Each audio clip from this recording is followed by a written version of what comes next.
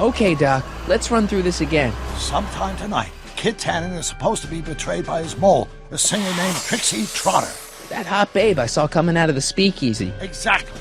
When she does, history says Tannen will be arrested by a rookie cop by the name of Danny Parker. Parker. Hey, do you think he's related to Jennifer Parker, my girlfriend? Could be. Heavy. In any event, somehow we've changed history so that neither of these events happens, condemning your family to generations of abuse at the hands of the Tannen crime family. You need to go back into Tannen's speakeasy, find out what's gone wrong, and get Kid Tannen arrested. No problem, Doc. Let me just put on my hat and I'm good to go. Is the mustache really necessary? It's essential. You can't let Kid know that you're the same troublemaker that foiled his attempt to kill me. Are you sure you can't come in with me? It's far too dangerous. You may be easy to disguise with your nondescript features, but ever since my daring escape from the police and the mob, my distinctive face has been plastered over every paper from here to Reno. Nondescript? I'll find a safe place to hunker down. That Flophouse ought to fit the bill. You can find me there if you need me.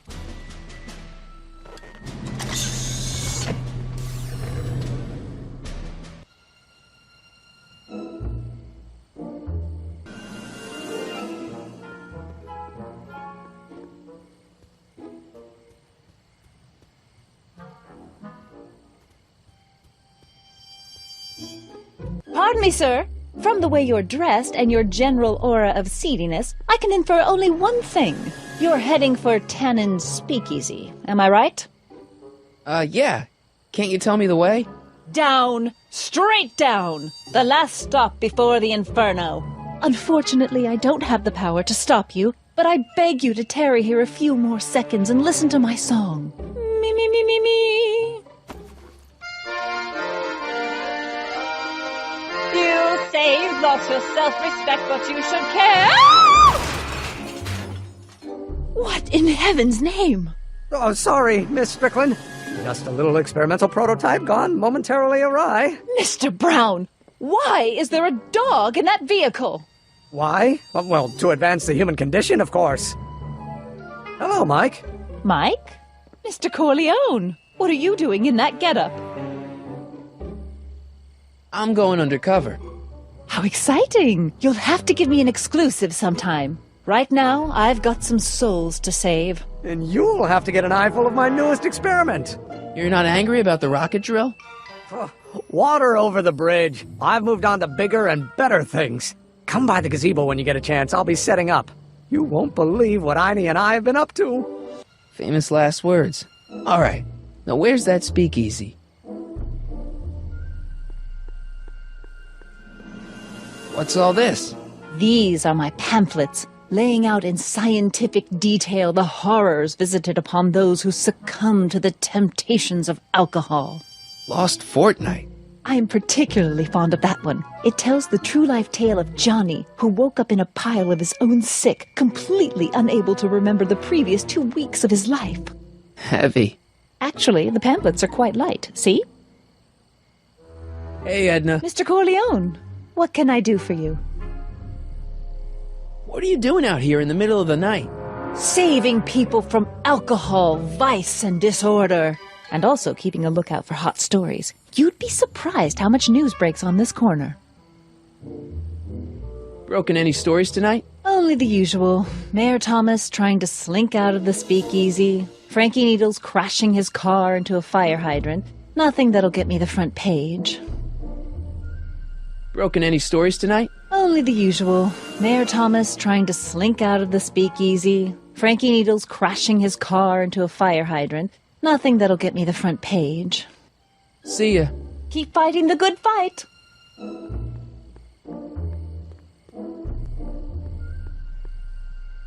Mike, you're just in time.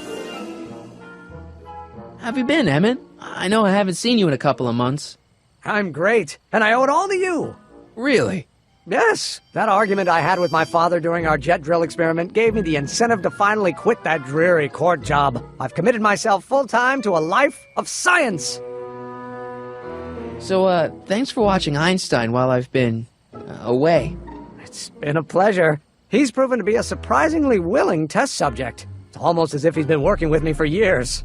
More like decades. What's the story with the little car and all this equipment? Einstein and I are conducting a few experiments with this 1/4 scale model to work out a few hitches in my planned demonstration at the Hill Valley Expo in a couple of months. A radio-controlled car? No. Well, yes, but there'll be so much more than that. It will amaze the world. Aha! Got it! Got what? I'll show you. Ready to go, Einstein?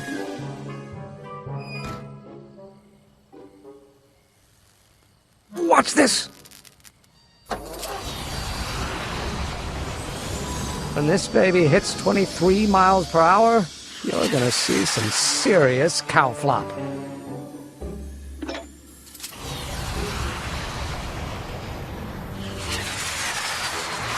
Einstein! No! Get him out of there! Not to worry. I've got a fail-safe eject mechanism around here someplace. See? Nothing to worry about. Nothing.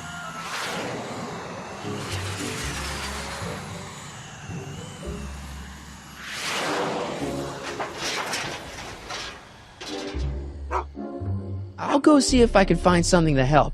Or someone.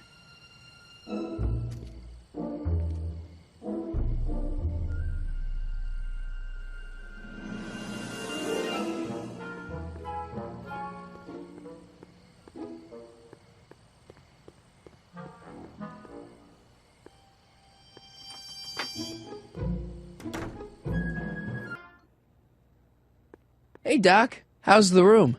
It's a little cleaner than I would have imagined for a Depression-era Flophouse. How are your investigations going? Where'd you park the DeLorean? I hid it in the DeSoto lot. Nobody's buying cars these days, so it should be safe in there. Hey, who did burn down Tannen's original speakeasy anyway? I still don't know. I'd really like to find out before we go home. I never did get a straight answer about why he came back to 1931 in the first place. It's, personal. When this is over, I'll tell you all about it. I'm gonna hold you to that, you know. Can you explain all this? I'm confused. It's very simple.